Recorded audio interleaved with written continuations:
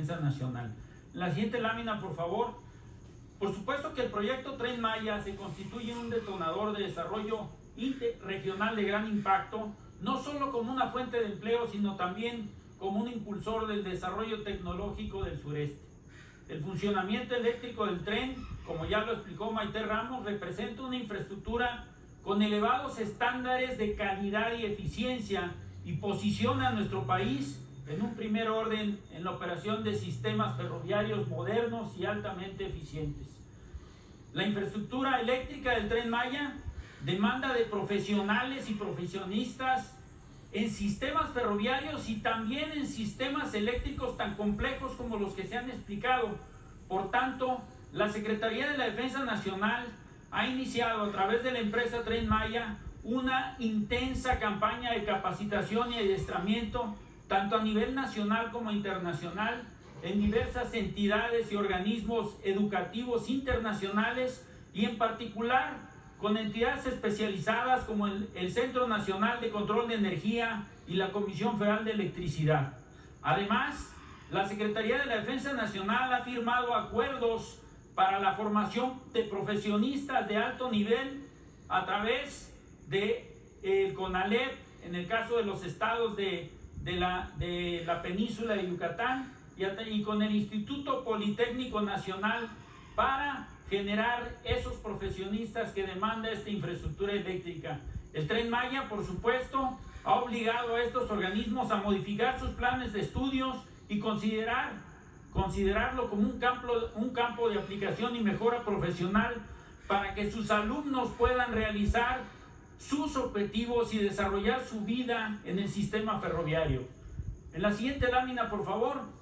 Estos 1.380 kilómetros de vía doble electrificada, o sea, son 690 kilómetros de vía doble electrificada, que en suma representan los 1.380 kilómetros, permiten la circulación de los trenes en ambas direcciones, desde Estación Tella pasando por Cancún hasta Chetumal y de regreso. Esto, por supuesto, nos permite optimizar los tiempos y aumentar la frecuencia de operación y además aprovechar las ventajas que nos proporciona el empleo de una energía limpia.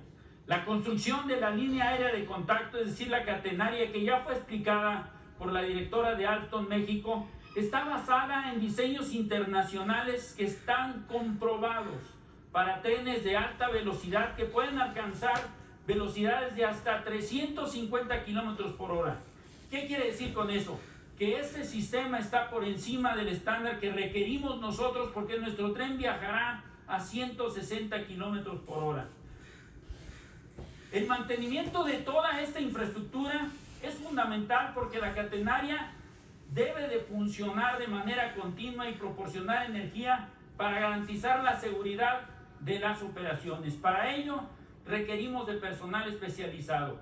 Únicamente para la supervisión de la línea ferroviaria, de toda la catenaria, para la operación y su mantenimiento, requeriremos aproximadamente 465 trabajadores organizados en 90 cuadrillas de trabajo para dar mantenimiento a los 7 circuitos de tracción que explicó claramente el director de la Comisión Federal de Electricidad. Pero además, y como no tenemos ojos en toda la vía, necesitamos de un sistema que garantice las operaciones. ¿Cómo lo vamos a hacer?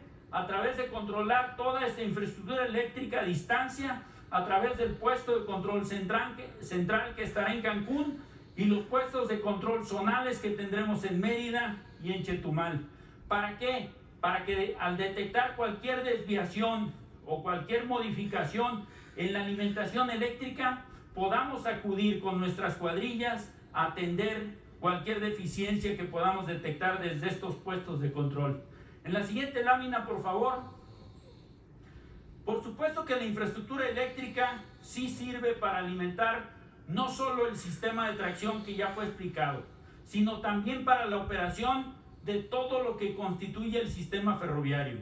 Las 20 estaciones, los 14 paraderos, las 8 bases de mantenimiento, los 3 talleres, las 6 cocheras, las 105 casetas de señalización y comunicaciones. Esto nos va a permitir también alimentar y accionar las escaleras eléctricas, los elevadores, los sistemas de iluminación, los sistemas informáticos de boletaje, de seguridad, de centro de control y de imagen, los controles de accesos, todo este trabajo que ya fue explicado por el licenciado Bartlett, la verdad es que merece un reconocimiento la Comisión Federal de Electricidad porque está llevando energía eléctrica a más de 150 subestaciones. Es decir, estamos recibiendo, energizando todo el sistema ferroviario y toda la infraestructura complementaria del Tren Maya. Evidentemente, como conclusión puedo decirles que el Tren Maya coadyuva al desarrollo sustentable de la región y de nuestro país y definitivamente a través de estas acciones contribuimos al bienestar social y a generar una mejora en la calidad de vida de las y los mexicanos. Es cuanto, señor presidente. Muchas gracias.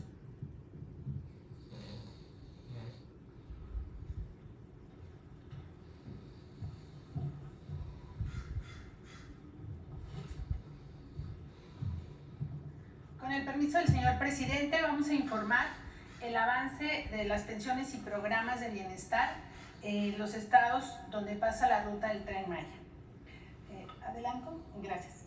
976,000 adultos mayores ya reciben su pensión de manera bimestral.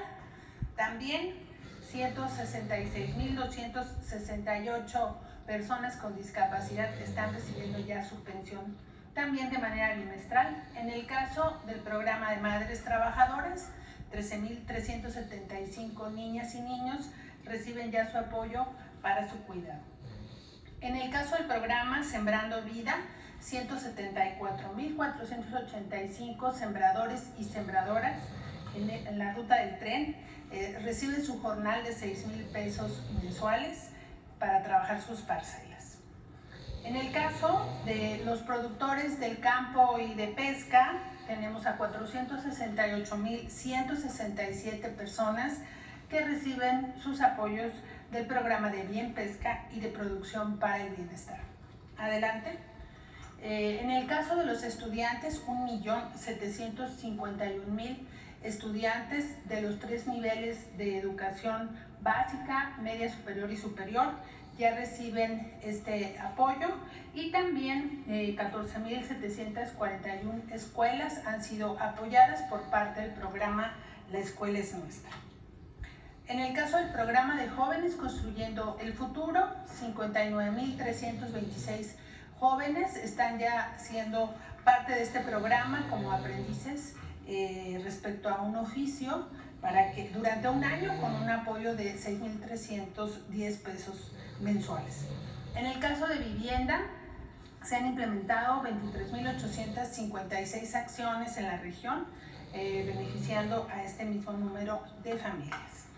En el caso de las tandas para el bienestar, se han apoyado a 242,000 pequeños comerciantes y productores, que les permite tener un apoyo de 6,000, 10,000, 15,000 y 20,000 pesos una vez que van pagando su crédito a la palabra.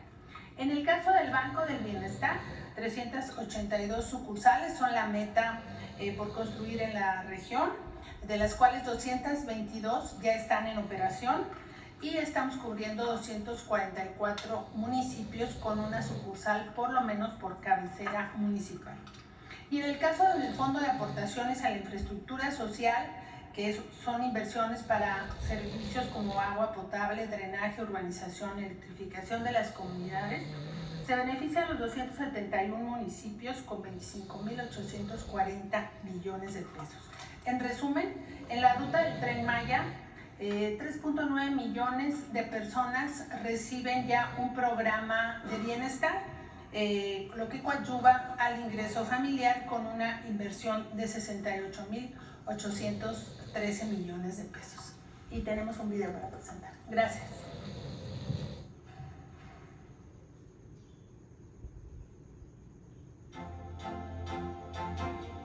El Tren Maya es una gran obra transformadora y al mismo tiempo es un proyecto de desarrollo con justicia para el sureste de México. Es detonante de la economía, el empleo y el bienestar de las comunidades en donde se construye a lo largo de 7 tramos. Actualmente, 3.9 millones de personas de Chiapas, Tabasco, Campeche, Quintana Roo y Yucatán se ven beneficiados con la pensión para el bienestar de las personas adultas mayores, la pensión para el bienestar de las personas con discapacidad, el programa de apoyo para el bienestar de niñas y niños hijos de madres trabajadoras, Sembrando Vida, Bien Pesca, Producción para el Bienestar, becas para el bienestar Benito Juárez, la escuela es nuestra, jóvenes construyendo el futuro, Mejoramiento de Vivienda, Tandas para el Bienestar, Fondo de Aportaciones para la Infraestructura Social. El Tren Maya es una obra emblemática para el sureste mexicano en la que estamos construyendo bienestar.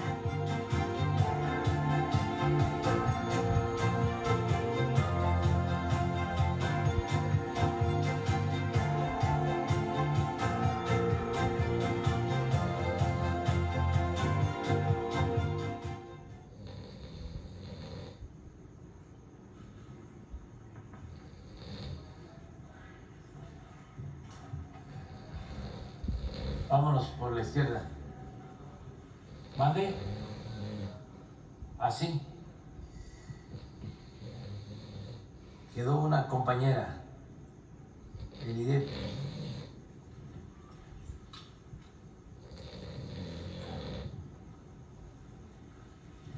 Buenos días, señor presidente. Buenos días a todos los presentes. Elidet Fernández, de Noticias del Movimiento Conciencia y colaboradora del programa radiofónico Iztaccíhuatl en el Sendero de la Luna. Hoy traigo una única pregunta, pero una vez más hay que darle contexto. Señor presidente, me permito iniciar recapitulando brevemente un tema en particular. Me refiero al proyecto que se le confió a usted por parte del Movimiento Conciencia contra la crueldad animal, consistente en la reforma constitucional de 2 artículos, el 73 y el 4. Desde hace años se han presentado iniciativas que se refieren igualmente a estos artículos, pero permanecían congeladas. Fue como resultado de sus instrucciones, señor presidente, de atender esta demanda ciudadana del Movimiento Conciencia a través de la Semarnat, que cobraron vida concediéndoles el trámite pendiente. Pero esto aún se encuentra en proceso. Será una vez que se apruebe en el Senado, en el siguiente periodo legislativo, la minuta de reforma al artículo 73 y se ratifique en los estados cuando se pueda materializar la primera ley general de protección animal. Ahora, si bien vamos por buen camino, hay que empujar para llegar a buen puerto. Fue lo que motivó al Movimiento Conciencia a apuntalar estas reformas constitucionales en la Marcha Nacional Ciudadana por los Derechos de los Animales y contra la Violencia, que se realizó el 25 de junio pasado. Sin embargo, cada persona, cada activista, cada grupo y asociación convocó a su manera y se organizó en consecuencia, portando sus propias peticiones e historias a cuestas. Este evento halló su mayor concentración en la Ciudad de México. Ha sido la manifestación más nutrida y representativa alrededor de esta causa que se ha llevado a cabo en nuestro país. Estuvo integrada por más de 50,000 ciudadanos, según el conteo de diversos medios, sobre Avenida Reforma, aunque una gran parte se dispersó antes de entrar al Zócalo, hay que decirlo, por falta de apoyo institucional. El mensaje de esta manifestación apartidista no solo estuvo dirigido a los organismos gubernamentales, sino que trató en gran parte de un clamor muy sentido dirigido a la sociedad, a la que se exhorta a romper el cerco mental que nos han impuesto de que los animales son meros instrumentos a nuestro servicio, simples cosas para ser usadas, explotadas y destruidas a voluntad, incluso por llana diversión. Es una realidad irrefutable que toda esta devastación de la que son víctimas los animales, las más de las veces no es necesaria para la conservación de la vida o el bienestar humano, solo sirve para el provecho económico y lúdico de una minoría avariciosa, superflua y rancia. Esta manifestación fue un llamado para que no perdamos nuestra humanidad y reflexionemos sobre la sintiencia de los animales en cada acción de nuestras vidas. Así pues, esperamos que estos sean pronto considerados sujetos de derecho en nuestra Constitución con la reforma al artículo 4, según en su intención, señor presidente, como justamente nos los hizo saber en este espacio el 19 de junio.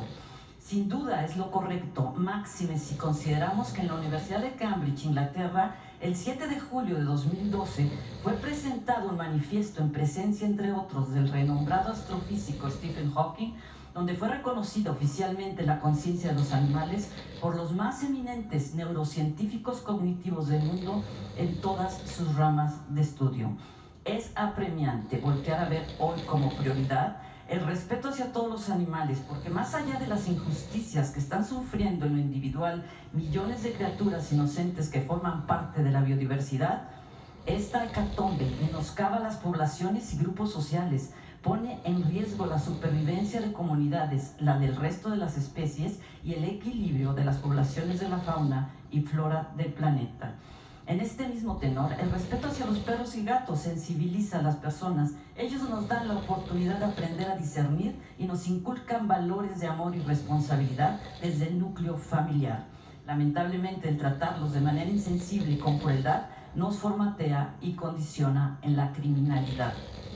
Señor presidente, la Marcha Nacional Ciudadana por los Derechos de los Animales y contra la Violencia se convirtió de gran significación a partir de este 25 de junio. Yo cubrí el evento fotográficamente y pude registrar, así como recoger el apasionado sentir de la gente que me solicitaba con vehemencia que le pidiera a usted que apoye esta marcha, que la vea con buenos ojos como lo hacen con otras de gran relevancia en nuestro país, porque esta lucha también es por la justicia y por la paz. Le piden concretamente, señor presidente, que emita un decreto para declarar en México el Día por la No Violencia contra los Animales, con miras a que ulteriormente se conmemore a nivel mundial, por ser un tema de interés común, fundamentado en la ética, la ciencia y el derecho. Igualmente, con motivo de esta conmemoración, que se realice cada año la Gran Marcha Nacional Ciudadana por los Derechos de los Animales y contra la Violencia, que cuente con apoyo técnico, logístico y de difusión institucional, como sucede en el caso de otras marchas, y que a pesar de los infortunios que dan origen a esta protesta, también se pueda tornar en un día festivo con la creatividad que caracteriza a los mexicanos, conforme se vayan reconociendo los derechos de los animales como una importante conquista social. Asimismo, con respecto a este día, se formalicen actividades artísticas y académicas en diversos recintos emblemáticos de la cultura que contribuyan a tratar el tema con rigor. El Complejo Cultural Los Pinos nos ha confirmado, se sumaría a este propósito. Señor presidente, ¿alguna respuesta a esta petición ciudadana o algún comentario sobre este proyecto sociocultural y de conciencia? Pues yo estoy de acuerdo y sí vamos a dar una respuesta a la petición para que se recuerde que haya un día dedicado a el trato humano, trato justo a los animales. Creo que sí tenemos que seguir haciendo conciencia en que no se debe de maltratar a los animales. Estoy de acuerdo con eso y también en que haya un día para que se manifiesten todos los que defienden a los animales, como se hizo en la marcha de hace unos días y que quede establecido en la legislación. Me comprometo a enviar la iniciativa al Congreso. Gracias, señor presidente. Es todo. Empezamos por acá. Y vamos a ir compañero y compañera. Buenos días, señor presidente. Soy Kirill Rudenko, agencia de noticias RIA Novosti de Rusia. Tengo dos preguntas, una en campo de energía. La Comisión Federal de Electricidad informó en 2019 que realiza estudios sobre instalación de hasta 4 reactores nucleares en el país. Más tarde, en año 2022, uno de los dirigentes de la Comisión ha anunciado que la capacidad tecnológica nuclear va a aumentar hasta finales de esta década de 4% a las 8%, es decir, casi doble, 2 veces. La pregunta es cuál es el status quo en este sentido, si hay decisiones de construir más centrales nucleares en el país. Bueno, no tenemos planes para crear centrales nucleares. La que se tiene está funcionando muy bien, se genera energía con seguridad. Yo creo que para evitar especulaciones sería bueno que se dijera con toda claridad que no vamos nosotros a promover la creación de plantas nucleares y que se tiene seguridad en la planta de Laguna Verde, ubicada en Veracruz. Mantenimiento permanente, atención de organismos especializados en esta materia. Pero si está aquí el director de la Comisión Federal de Electricidad, lo mejor es que él nos haga un comentario sobre este tema.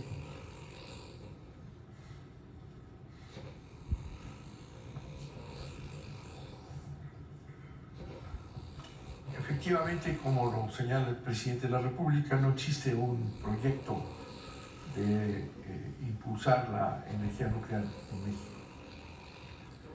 Hemos estado trabajando bajo su dirección para lograr que la CFE tenga la energía suficiente y tenga un predominio en la misma. Si el proyecto que presentó el presidente de tener cuando menos el 54% de la energía eléctrica en manos del Estado, o sea, de la CFE, está corriendo, se están construyendo las plantas necesarias para ello, y hubo además un apoyo extraordinario con la instrucción del presidente de comprar plantas a la empresa Iberdrola. Con esto México tendrá la seguridad en los próximos años de que tendremos la electricidad suficiente para garantizar el desarrollo del país y mantener una predominancia del Estado para poder garantizar la energía y desde luego el costo de la energía y la entrega de la energía a todos los mexicanos como un servicio público. Existen una serie de análisis actualmente para superar la descarbonización, o sea, el régimen de transición en la energía eléctrica.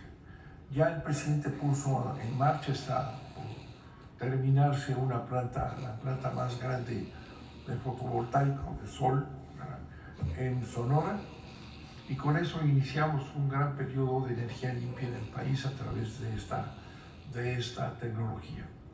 También el presidente ha puesto en marcha, y está por concluirse también en su periodo, la renovación de la maquinaria de todas las presas del país. Se ha renovado no solo para tener más energía, que depende de esta cantidad del agua, sino para darles a las presas que se han construido más, las que está construyendo ahorita el presidente, darle energía limpia al país. También se complementa la energía que produce el agua con fotovoltaicos, que es un proyecto que el presidente ha ordenado que se estudie en los propios embalses de las presas, lo cual nos dará un doble uso para las presas. Se está también haciendo ensayos. Tendremos una planta próximamente en Baja California Sur para utilizar la energía nueva, la energía verde llamada. De esta manera estamos experimentando todo lo que sea necesario, pero sobre todo ya existe al final de este periodo la energía suficiente, energía limpia para la transformación de este país. No hay un análisis determinado sobre utilizar nuclear. Es cierto que en muchas partes del mundo están recuperando la idea de la energía nuclear, por ejemplo Alemania y otros países que dejaron de utilizar estas plantas, pero en México no se ha hecho un programa de este tipo porque tenemos suficiente tecnología para garantizar la energía limpia en los próximos años y la suficiente energía para el desarrollo del país. Muchas gracias. Otra pregunta, presidente, con su permiso en campo internacional. Arabia Saudita plantea las negociaciones en agosto en Jeddah sobre el conflicto ucraniano con representantes de más de 30 países, excepto Rusia. Los oficiales de Ucrania ya confirmaron que los consejeros de jefes de Estado van a discutir la fórmula de paz de Ucrania. Preguntarle, señor presidente, si México va a participar en estas negociaciones y también en el futuro proceso de regulación de conflicto y qué posición va a tener. Bueno, si hay aceptación tanto de Ucrania como de Rusia de buscar opciones para alcanzar la paz en ese conflicto, nosotros participamos. Si las partes en conflicto se ponen de acuerdo y convocan con ese propósito. Nosotros estamos por la paz. No queremos que continúe la guerra Rusia-Ucrania. Es muy racional. Sufre mucho la gente. Son pérdidas de vidas humanas y lo único que se potencia es la industria bélica, el uso de las armas.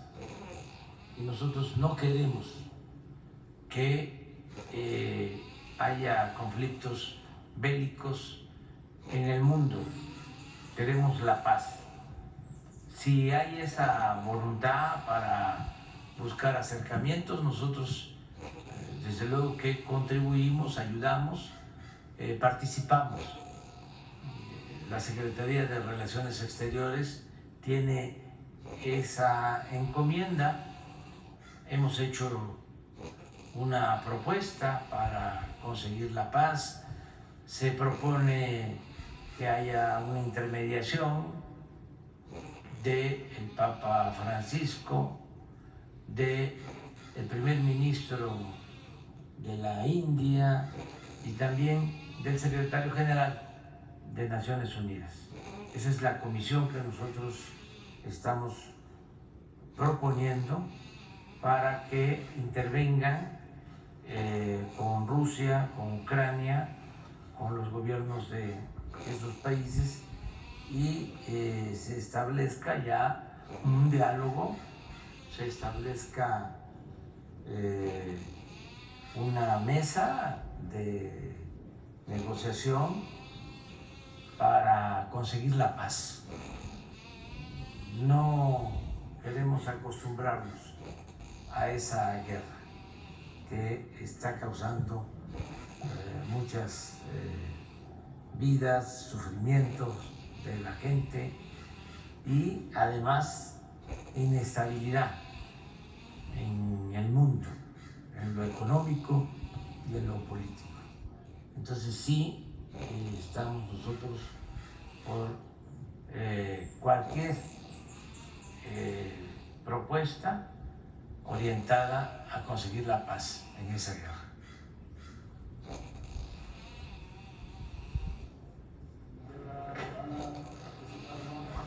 Si van los dos países, sí. Si van los dos países, sí. Va a participar México.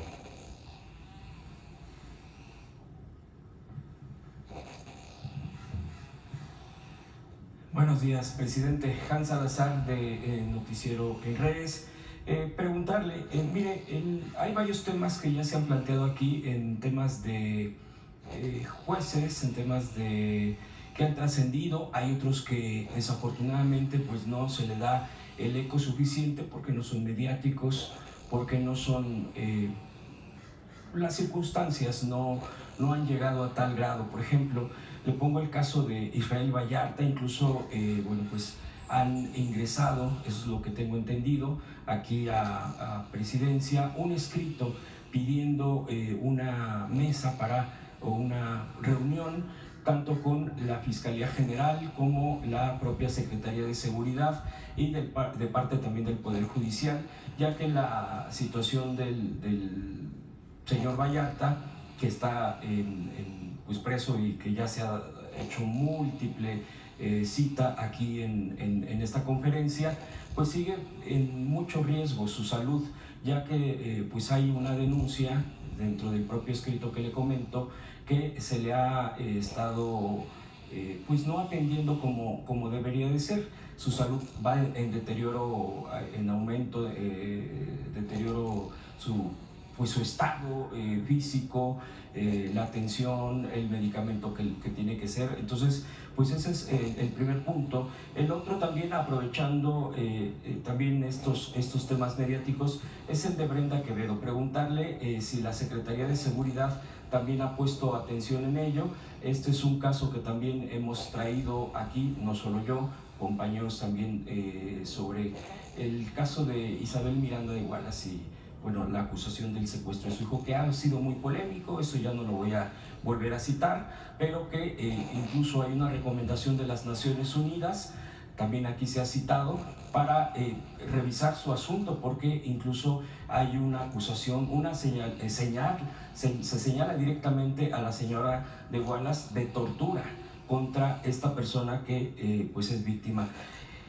Y mire, englobando el tema de seguridad, porque estos son temas también que, repito, no se hacen de mucho eco, pero se quedan en los estados.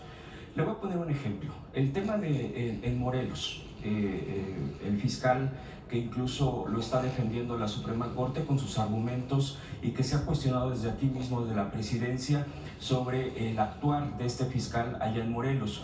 Pero hay otras fiscalías donde se señalan casos concretos. Por ejemplo, Juan Rojo González, una persona ya adulta mayor que defendió una propiedad ahí en Nesa, Estado de México, y que bueno, pues iba ganando este juicio porque bueno, pues se lo querían, su familia acusa que se le quería despojar de ese terreno, de esa propiedad, de ese inmueble, y es secuestrado.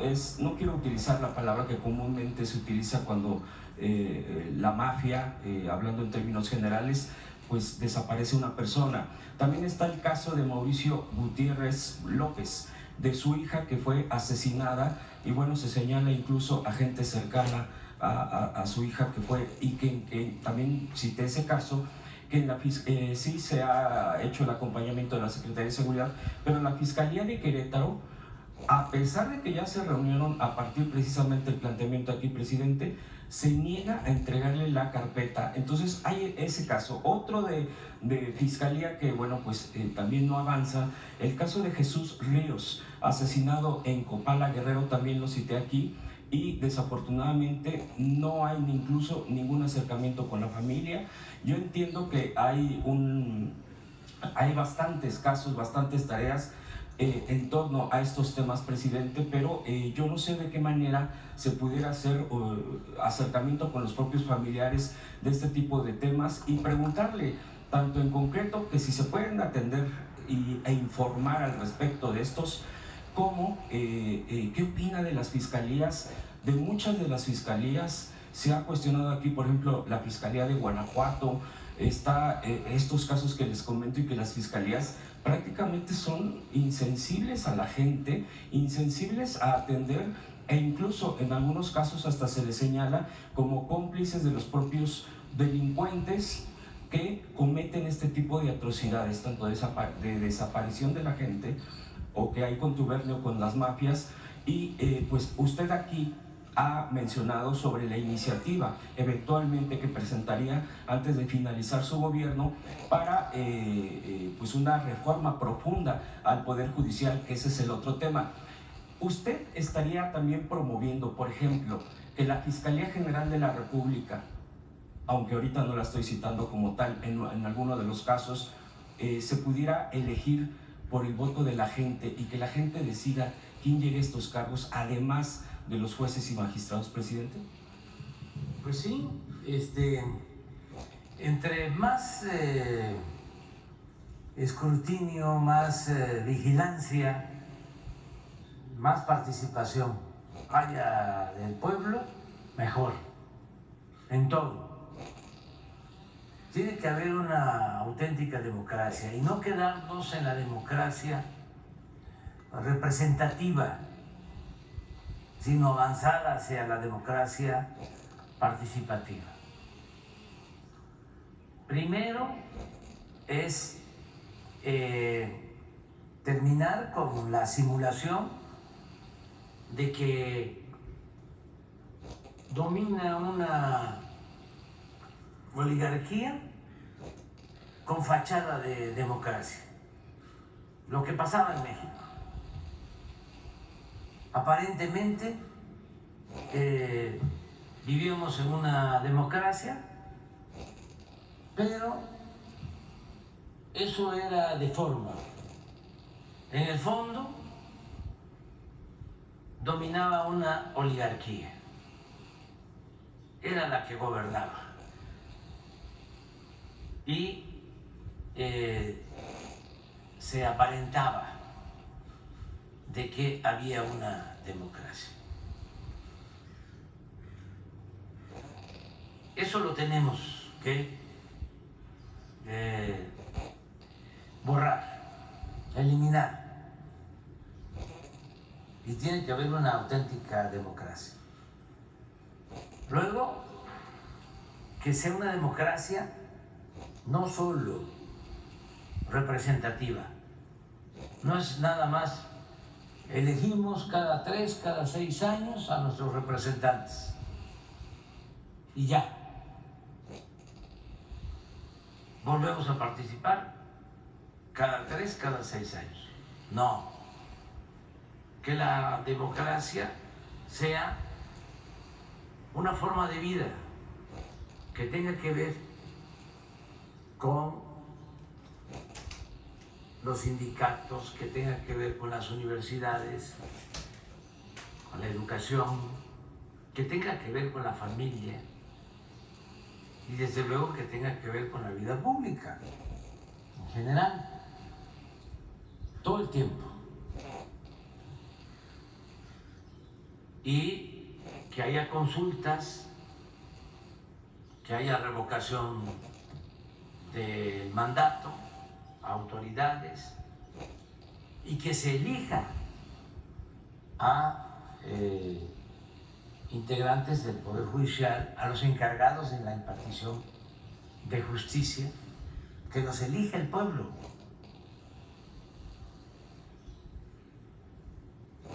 Para que de esa manera pues le deban al pueblo su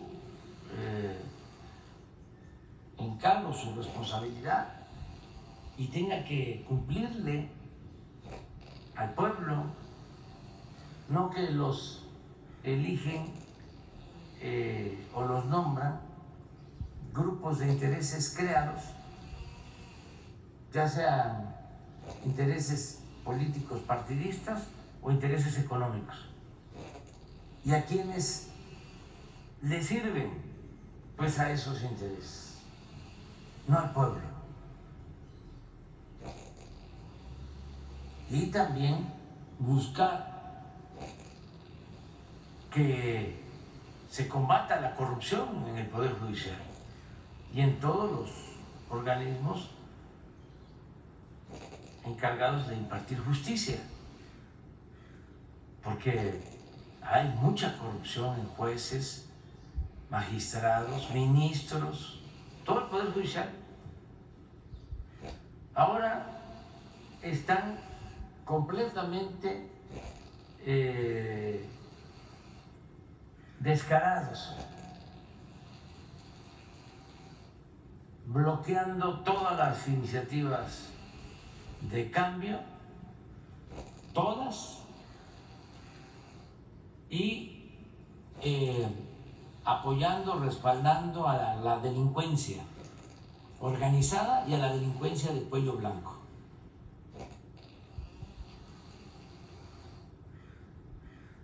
Como que se quitaron la máscara.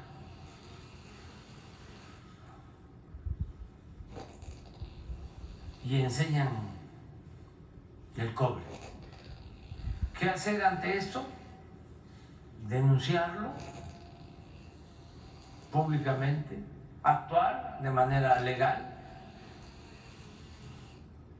también hacer denuncias judiciales y buscar una solución de fondo que pienso puede ser el que la gente elija a los integrantes del Poder Judicial y a los impartidores de justicia. Antes de que yo termine, voy a enviar la iniciativa de reforma constitucional para que se elijan a jueces, a magistrados y ministros, que los elige el pueblo y no la mafia del poder económico y del poder político. ¿Contemplaría la Fiscalía General? Sí, no estaría. No lo descarto. No lo descarto, porque incluso ya se llevó a cabo en una época. Se elegía al procurador y se elegía a los ministros en la época de la República Restaurada. El pueblo los elegía. Por eso el presidente de la Corte era el que se hacía cargo de la presidencia en los casos de falta del presidente en turno. Cuando fallece el presidente Juárez aquí en Palacio, quien lo sustituye es Sebastián Lerdo de Tejada, que era presidente de la Suprema Corte de Justicia, porque tenían legalidad y legitimidad, eran electos por el pueblo. Eso es lo que hay que buscar ahora, y esa es nuestra propuesta. Acerca del comportamiento de jueces, hoy en la mañana, en la madrugada, muy temprano, en el reporte nos dan a conocer, porque esto es general, no es una cosa únicamente federal, sino como tú lo planteas, se repiten los estados. Hoy nos dieron a conocer, a ver si tienes la información sobre una denuncia que se hizo en Puebla.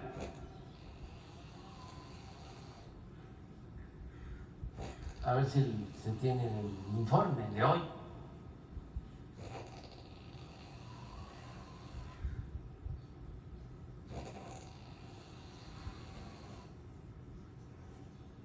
presidente, y en este tema usted ve una operación incluso, porque cuando usted anunció que eventualmente va a presentar, bueno, que está decidido a presentar esta iniciativa de reforma profunda al Poder Judicial, de elección, de definición a través del voto popular, del voto de la gente, que la gente legitime. Luego, bueno, pues algunos reaccionaron del propio Poder diciendo que era incluso hasta antidemocrático. Yo leí esa palabra que, bueno, era como, no entendí a qué se referían. Es una reacción absolutamente opuesta, y usted no lo enmarca esto en un tema como se le ha denominado el lawfare, que es una guerra contra, en este caso, contra gobiernos progresistas, contra gobiernos de izquierda, como ha sido en Latinoamérica. ¿Usted ve eso ya en marcha definitivamente contra su gobierno? Sí, pero es distinto, ¿no? Aquí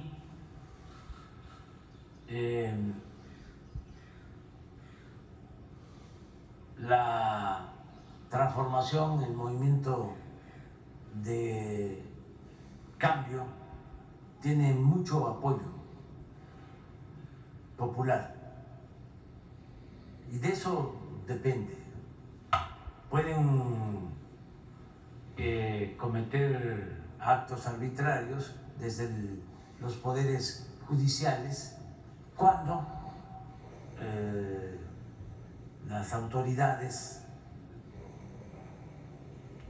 que pertenecen al Poder Ejecutivo o al Legislativo no tienen respaldo popular.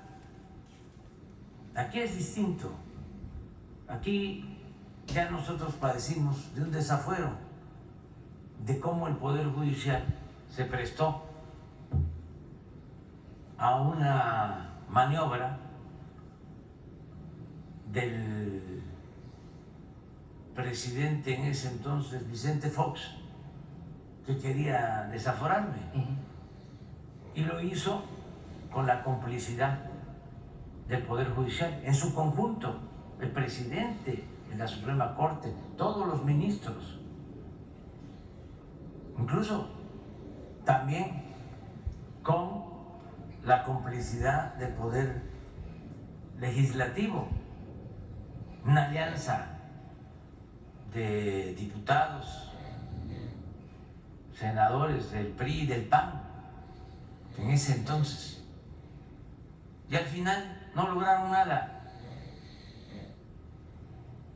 Hace poco, con su estilo, a ver si por ahí también lo consigues, el dato,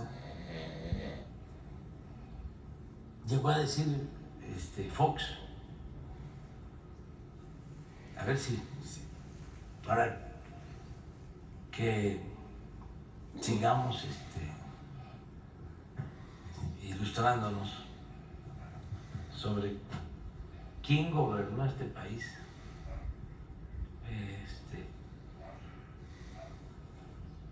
y a quién se le dio la confianza, ¿no?, de que iba a llevar a cabo un cambio. Bueno, pues el señor dice que se arrepiente así de que en ese entonces tuvo que dar marcha atrás cuando el desafuero, y que le faltó, se arrepiente de no haber dado la estocada final. Fíjense.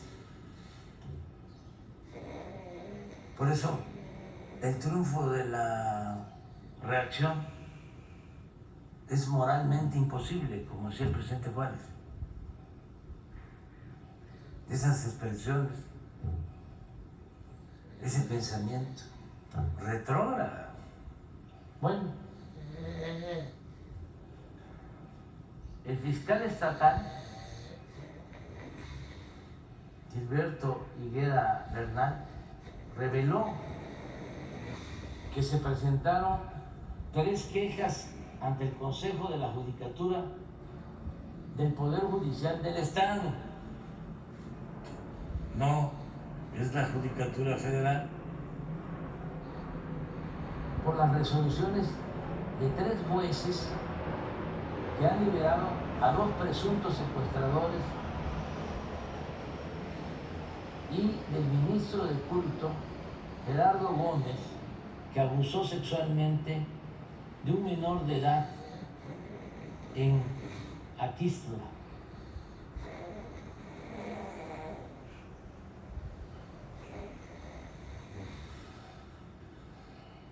Entonces, sí, no solo es el Poder Judicial Federal, es el Poder Judicial en su conjunto. Higuera Bernal denunció que el juez Aarón Hernández Chino otorgó un amparo al religioso que llevaba 2 años presos, mientras que los magistrados Roberto Antonio Domínguez Muñoz y Francisco Javier Martínez han concedido la modificación de medidas cautelares a 2 delincuentes dedicados al secuestro de personas. Esto es hoy en la mañana, es el informe que recibimos. Pero esto es constante, es permanente. Y hay que seguir denunciando. Pero lo mejor es que se elija a los jueces, que se elija a las autoridades dedicadas a impartir justicia, que sea el pueblo que decida, a pasar ya a la democracia participativa, que es aplicada desde hace muchísimos años, desde la fundación, por ejemplo, en Estados Unidos, de esa nación, se estableció la democracia participativa.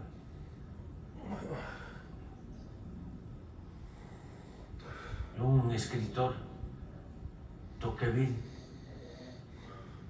que tiene un libro que se llama La democracia en América, y habla de los primeros colonos que llegan a Estados Unidos y llevan el método democrático y eligen a jueces y eligen a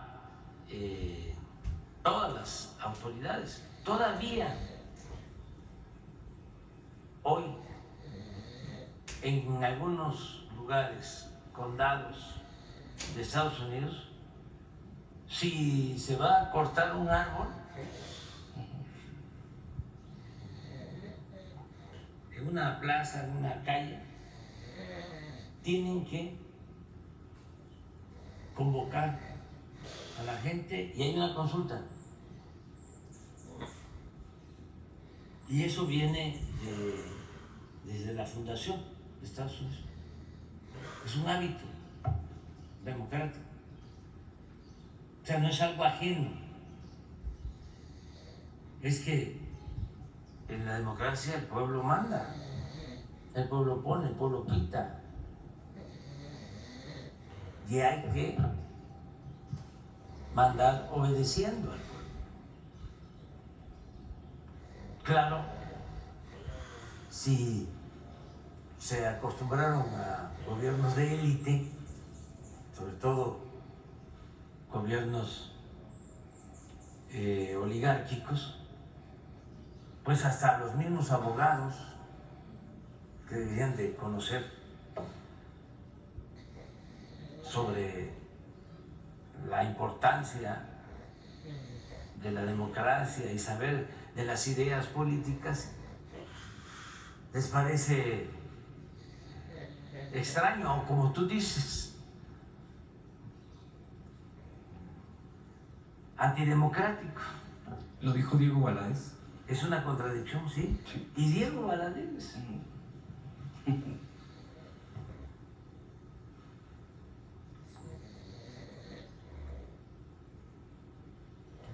Pero bueno. Presidente, ya para concluir esto, a propósito, en Puebla hay una familia de Izúcar de Matamoros, Puebla, que sufrieron pues un allanamiento en su morada, no llevaban orden, de acuerdo a su testimonio. Tienen mucho miedo porque se metieron a destruir en su hogar muchas cosas y dijeron que iban de parte de la Fiscalía de Puebla estatal, más de 50, 70 personas armadas, muchas de ellas, y que porque estaban precisamente buscando secuestradores. La gente, la comunidad reaccionó y reclamó esta situación porque, pues, diciendo cuáles eran los fundamentos. Después les dijeron de la Fiscalía que había sido un error, después de haberles agredido. Tiene mucho miedo la familia porque fue además en la madrugada. Hay un menor que pues está espantadísimo, en fin, todo un escenario muy terrible y desafortunadamente lo siguen amedrentando. Yo sé que todos estos casos finalmente quedan en los estados, presidente. Sé que la Secretaría de Seguridad está haciéndolo, pues aquí lo vemos, y que cuando les planteamos estos temas pueden hasta cierto alcance, pero yo le pediría, presidente, en la medida de las posibilidades, digo, la gente se acerca y este tipo de temas pues entendemos el terror, el miedo que tienen muchas veces en los estados. Dicen, si no les pedimos allá que lo digan en la mañanera, es difícil que sean escuchados muchas veces en sus estados. Entonces, presidente, yo le pediría por último esta situación que lo pudiera acompañar en la medida de las posibilidades y de las facultades la Secretaría de Seguridad a través de las mesas de gabinete, si es que es posible.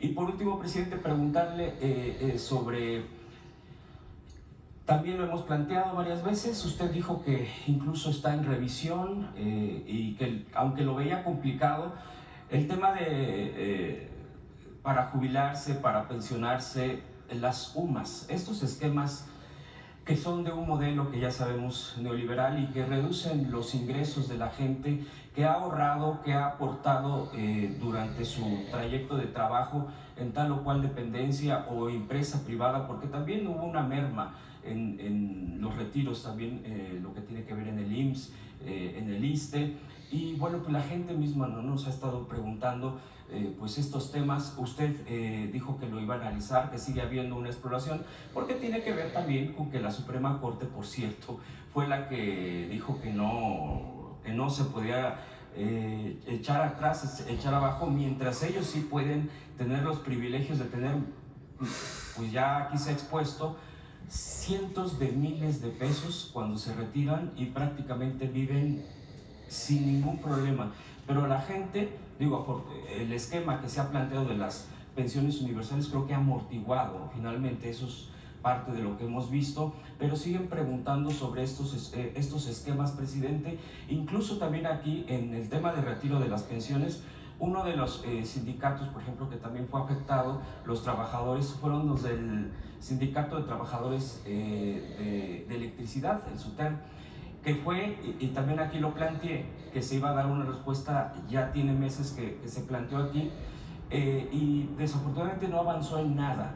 Ellos quieren hacer esa revisión, si se pudiera revisar de lo que se le mermaron como derechos, que se pudiera hacer esa revisión, y si es posible, digo, aprovechando incluso que está el director aquí de la Comisión Federal de Electricidad, porque desafortunadamente no ha habido respuesta a ellos desde esa vez que ya tienen meses, presidente, y le agradezco que me haya dado la palabra.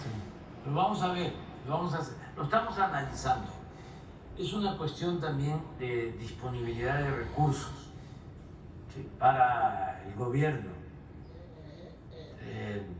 Acuérdense de que nosotros somos simplemente administradores de los dineros del pueblo. El presupuesto es dinero del pueblo, no es del gobierno, como se pensaba, es dinero del pueblo. Entonces tenemos que, como se hace en los hogares, manejar el presupuesto para que alcance a todos. Ahora estoy muy contento, lo repito, muy contento por los resultados que dio a conocer el INEGI. No saben la satisfacción que tengo,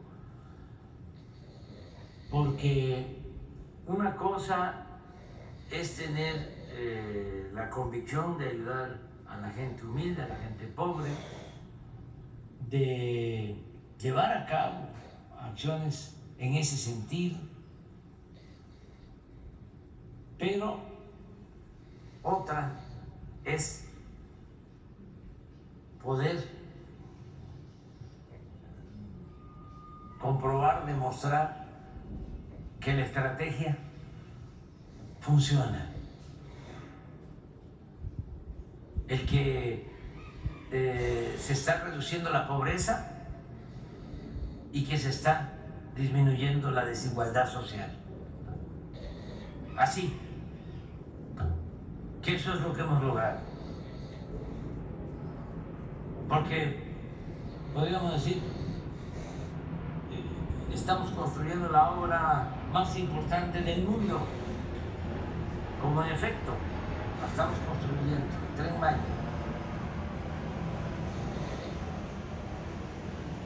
Puedo decir, desde que estamos en el gobierno,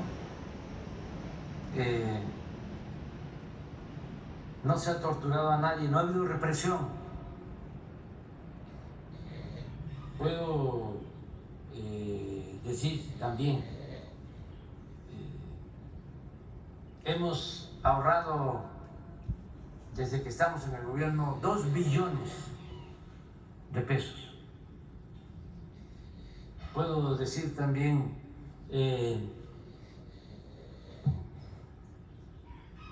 se ha revalorado, se ha fortalecido el peso como nunca. Y puedo dar otras cifras, ¿no? Pero poder decir que desde que estamos en el gobierno, a pesar de la pandemia, ha disminuido la pobreza y se ha reducido la desigualdad social, eso es algo excepcional.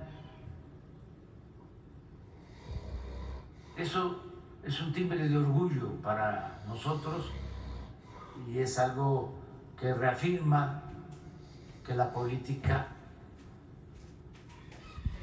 a favor de los pobres, que el humanismo mexicano funciona. Entonces, vamos a seguir manejando el presupuesto de esa manera y no descartando esas peticiones, esas demandas, porque forman parte de lo mismo. ¿Por qué bajamos la pobreza? ¿Por qué se reduce la pobreza?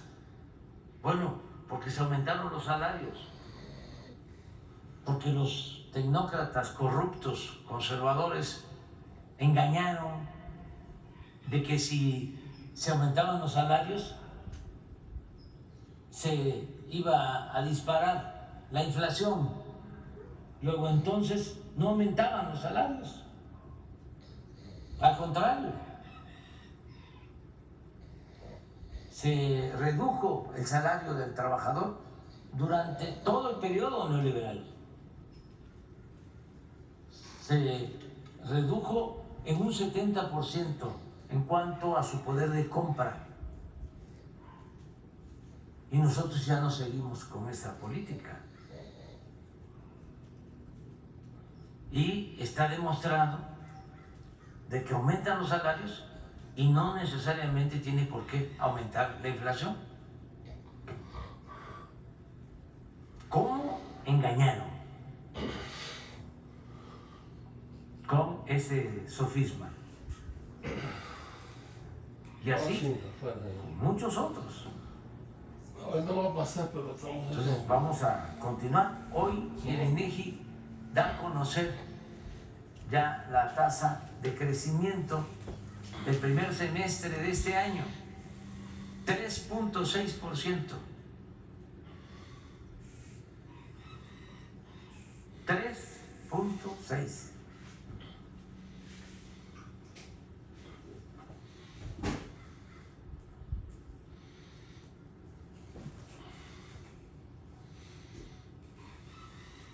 Vamos bien y de buenas, pero el dato más importante es el de la disminución de la pobreza. Ese es el más importante de todos.